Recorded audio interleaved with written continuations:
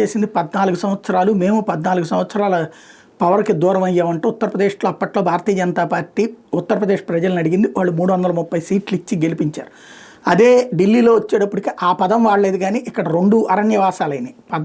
27 సంవత్సరాల అధికారంలో లేకుండా పోయింది. మొట్టమొదటిసారి అధికారంలోకి వచ్చినటువంటి సందర్భం 27 ఏళ్ల తర్వాత. అంతకుముందు సుష్మా స్వరాజ్ టైంలో జరిగింది. అప్పుడు మొత్తం 3 ముఖ్యమంత్రులు మార్చడంతో విరక్తి చెందిన ప్రజలు ఆ తర్వాత కాంగ్రెస్ పార్టీని 3 టర్మ్స్, అలాగే వీళ్ళని 3 టర్మ్స్ ఎన్నుకున్నటువంటి సందర్భం చూసాం. ఇప్పుడు వచ్చేటప్పటికి భారతీయ జనతా పార్టీ గెలిచింది. ఇప్పుడు అక్కడ ఈ 27 ఏళ్లలో రోహింగ్యాలు కావచ్చు, బంగ్లాదేశీలు కావచ్చు, ఇతర దేశాల నుండి వచ్చినటువంటి చొరబాటుదారుల్ని ఢిల్లీలో రెడీ చేసేసి వాళ్ళకి రేషన్ కార్డులు కూడా ఇచ్చేసి ఆ రేషన్ కార్డు ద్వారా వాళ్ళు ఓట్లు తీసుకుని ద్వారా వాళ్ళందరూ కూడా కథలు నడిపారు.